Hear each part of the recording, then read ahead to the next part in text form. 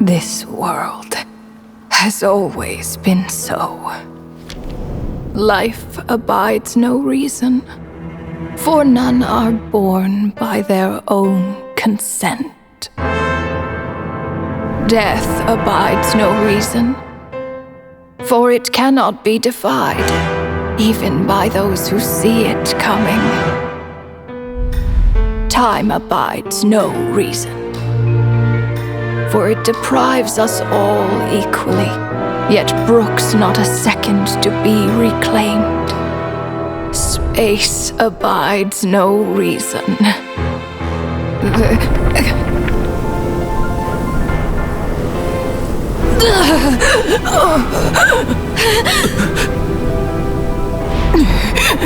The ruler of space stopped the golden-haired twin travelers and mercilessly tore them apart.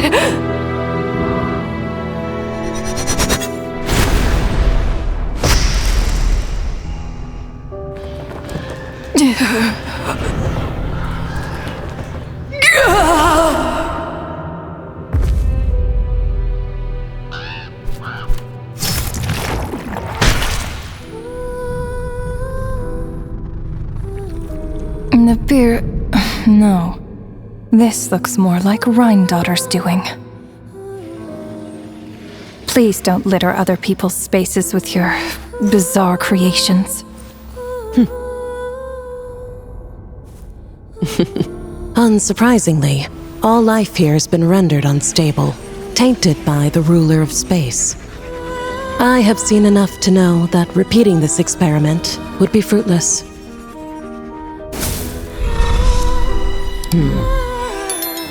You seem to wield my power as if it were nothing but a plaything for your amusement. Although merging with you has stripped me of agency, I shall still continue to voice my disapproval. My dear Rhindaughter. You have my respect, Nibirius. Your nagging is one of the only things that can get under my skin.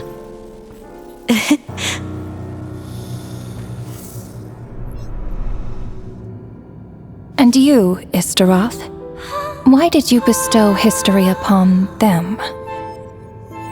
I had to find some way to pass the time, did I not? After all, it's clear that Asmodee is not here.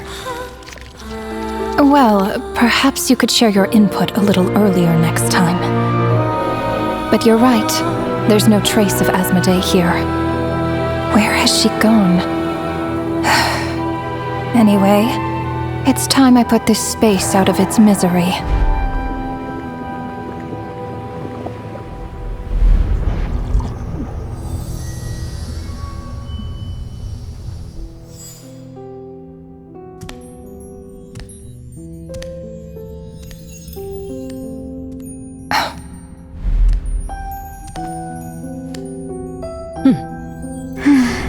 These meetings are just a formality.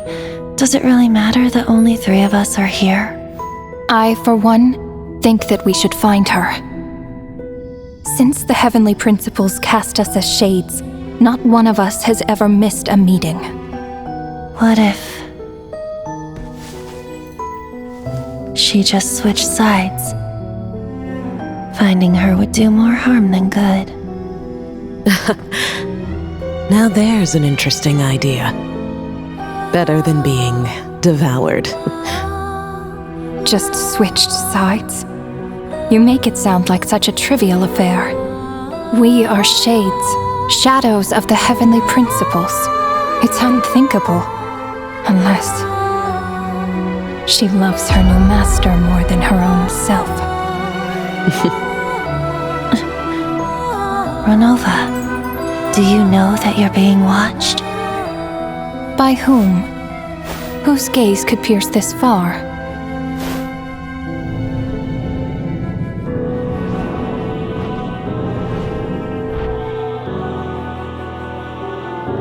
I remember those eyes. It was just before I placed the curse of immortality.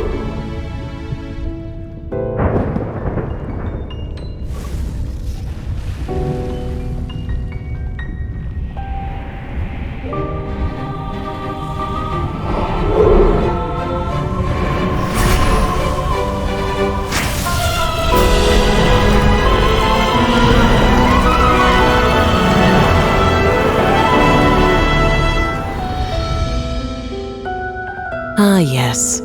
He's an old acquaintance of mine. I'm sure that working for the Tsaritsa has helped him let go of his past obsessions. The Cryo Archon. With her paltry powers, she dares set her gaze on the heavenly principles. The heavenly principles have yet to awaken. If I were her, I wouldn't pass on that opportunity either. My dear Rhine daughter, you know I cannot allow you to think that way.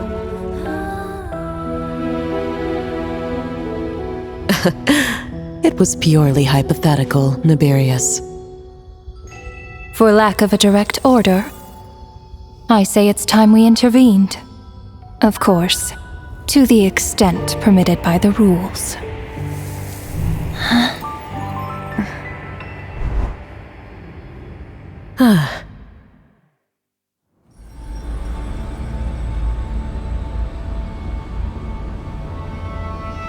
The gaze of the gods has always been considered a blessing.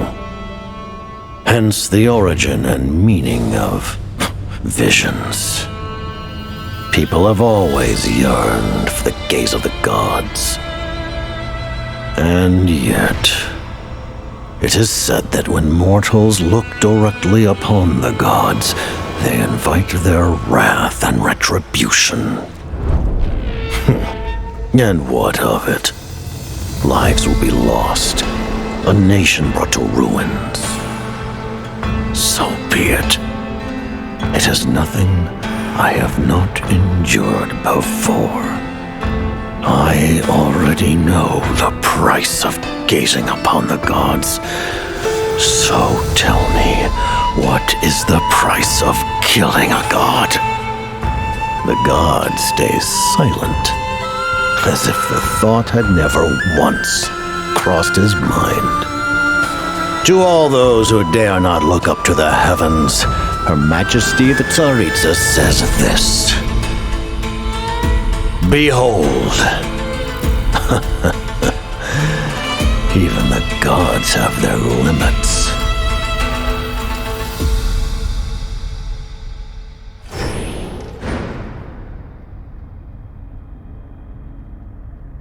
Inspection over. Return to your posts. Make sure the Frostmoon Scions don't pose a threat.